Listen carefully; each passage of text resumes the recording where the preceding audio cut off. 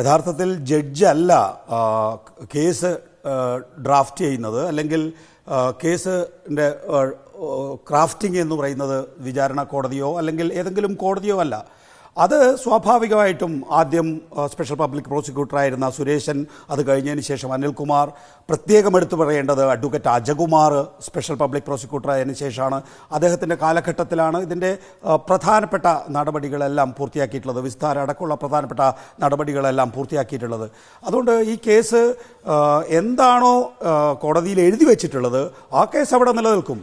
ഒരുപക്ഷെ കോടതി 8-ാം പ്രതിയെ വെറുതെ വിട്ടതിലൂടെ കണ്ടിട്ടുണ്ടാവുക ശിക്ഷിക്കാനുള്ള തെളിവുകളില്ല എന്നുള്ളതാണ്. ആ തെളിവുകളുണ്ടോ ഇല്ലയോ എന്നുള്ളത് രേഖകളിലായിട്ട് കോടതിയിലുണ്ട് എന്നാണ് നമ്മളൊക്കെ കാണുന്നത്, നമ്മളൊക്കെ മനസ്സിലാക്കിയിട്ടുള്ളത്.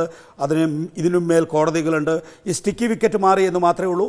ഇനിയിപ്പോൾ ജുഡീഷ്യറി എന്ന് പറയുന്ന നമ്മളൊക്കെ ഇപ്പോഴും വിശ്വാസം വെച്ച് പുലർത്തുന്ന ആ മഹാസ്ഥാപനം അന്തിമമായി നീതി കൊണ്ടുതരും എന്ന കാര്യത്തിൽ ഒരു തർക്കവുമില്ല. പലപ്പോഴും ബാലചന്ദ്രകുമാറും പറയാറുള്ള ഒരു കാര്യം ഞാൻ ഇവിടെ ഓർമ്മിക്കുകയാണ്. ഇത് ദൈവത്തിൻ്റെ കൈസ്പർശമേറ്റിട്ടുള്ള കേസാണ്. ദൈവത്തിൻ്റെ കൈസ്പർശമേറ്റിട്ടുള്ള കേസാണ്. വളരെ നേരത്തെ തന്നെ തയ്യാറാക്കിയ മറുപടി തന്നെ വെറുതെ വിട്ടതിന് ശേഷം ഒരാൾ പ്രതിഭാഗം പറയുന്നു എന്ന് വിചാരിച്ച് ഈ കേസ് അവിടെ അവസാനിക്കുന്നു എന്നല്ല. ഇനിയുള്ള മേൽക്കോടതികളിൽ ഇതിൻ്റെ ബാക്കി ഭാഗങ്ങൾ കൂടി നമ്മൾ കാണാനിരിക്കുന്നതേ ഉള്ളൂ.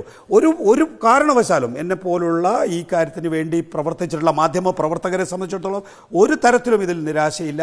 ആരും നിരാശപ്പെടേണ്ട സാഹചര്യവും ഈ കാര്യത്തിലില്ല. അന്തിമ വാക്കല്ല ഇപ്പോൾ പുറത്തേക്ക് വന്നിരിക്കുന്നത്.